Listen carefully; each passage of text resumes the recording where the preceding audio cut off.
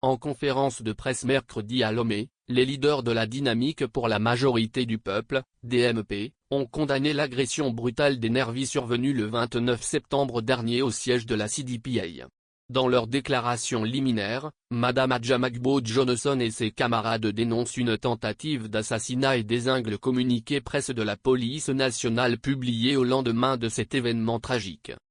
La DMP s'étonne également du mutisme du chef de l'État, du Premier ministre et de l'Assemblée nationale togolaise devant ces faits graves qui déshonorent le pays. Elle exige une enquête indépendante et internationale soit menée pour faire la lumière sur ces agressions dont sont victimes les nationaux et un Sénégalais. Lisez plutôt. La DMP condamne avec la dernière énergie la tentative d'assassinat du député sénégalais de la CEDEAO, des premiers responsables politiques, de la société civile et des journalistes à Lomé.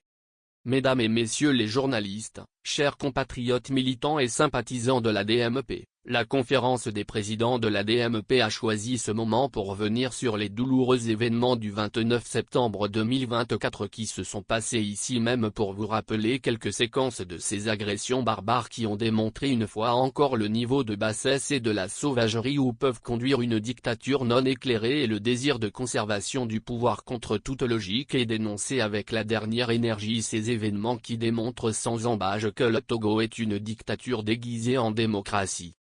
Avant d'aborder ce sujet principal de notre conférence de presse de ce jour, il nous convient de revenir sur l'attaque terroriste que notre pays a encore subie dans la nuit du 1er au 2 octobre à Fanouargou dans la région des Savanes et qui a coûté la vie à 19 personnes dont 9 soldats et 10 civils. La DMP tient à saluer la mémoire et à rendre un vibrant hommage à nos vaillants soldats qui se sont une fois encore sacrifiés pour préserver l'intégrité de notre pays et vous invite à observer à cet effet une minute de silence en leur mémoire. Nous présentons nos condoléances aux familles des victimes militaires comme civiles et souhaitons un prompt rétablissement à tous les blessés qui sont aux soins. La DMP déplore qu'en plus des attaques terroristes qui endeuillent notre pays depuis quelque temps, des citoyens sans foi ni loi se laissent manipuler pour semer la terreur au sein des paisibles populations. Le film des événements du 29 septembre est révélateur d'un grand malaise et d'un sérieux danger qui guette notre pays. En effet, la réunion citoyenne d'échange prévue entre les citoyens togolais et l'honorable Guy Marius Sagna, député sénégalais et parlementaire de la CEDEAO, présent à Lomé dans le cadre de la 3e session extraordinaire du dit Parlement, s'est transformée en une véritable scène de chaos mettant en danger la vie d'éminentes personnalités politiques, de la société civile et des journalistes. Initialement prévue dans la salle Monseigneur Sessou de la paroisse Saint-Augustin d'Amoutivée, la rencontre a été finalement délocalisée au siège de la CDPA suite aux manœuvres d'intimidation et de perturbation volontairement orchestrées par le pouvoir togolais dans le but d'empêcher la tenue de cette réunion d'échange citoyen. La DMP tient à préciser ici que la réunion telle qu'annoncée pour se tenir à Amoutivée n'a jamais été interdite. Pas plus que celle qui a été ensuite déplacée au siège de la CDPA.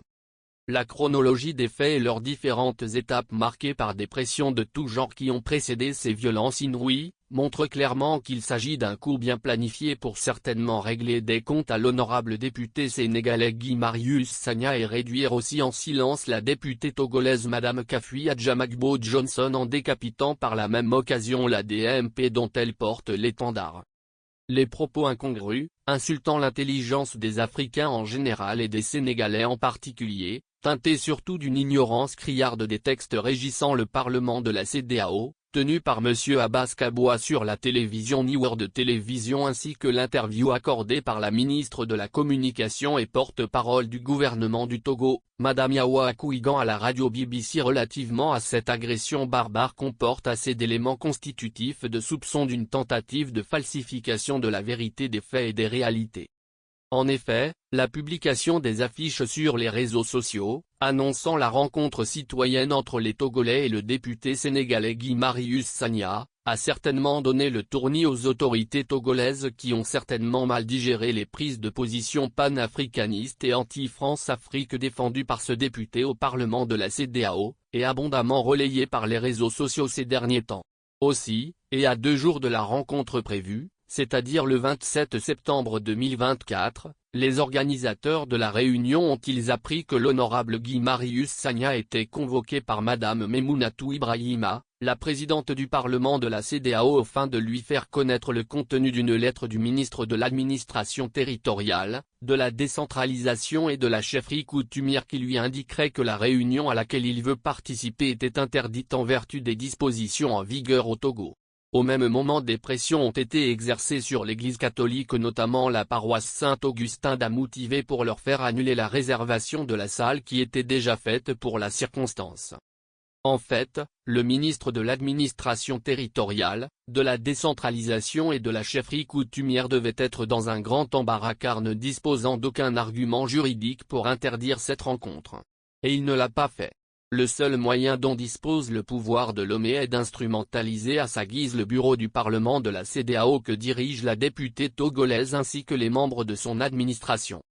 La présence du véhicule de la gendarmerie, la Toyota Pick-up immatriculée GN 7101, dans le quartier de Gbenyeji déjà à 10 h devant le siège de la CDPA, ce dimanche 29 septembre 2024 et transportant plus d'une dizaine de gendarmes munis des équipements de sécurité ne peut être démenti. Le communiqué de presse de la police nationale indiquant que les agressions avaient eu lieu dans le quartier de Hanoukop ne constitue que l'une des nombreuses contre-vérités distillées par ceux-là même qui sont chargés de mener les enquêtes sur ces malheureux événements à la suite de la plainte déposée par l'ambassade du Sénégal auprès de la gendarmerie et qui selon l'honorable Sagna, a d'ailleurs été refusée. Ce qui est scandaleux et incompréhensible dans cette affaire et peut fonder des supputations quant à l'implication possible du gouvernement dans ce complot d'agression, est l'inaction de ces gendarmes qui voyaient la scène des violences se dérouler devant leurs yeux mais qui n'avaient pas daigné intervenir pour arrêter le massacre et interpeller les auteurs.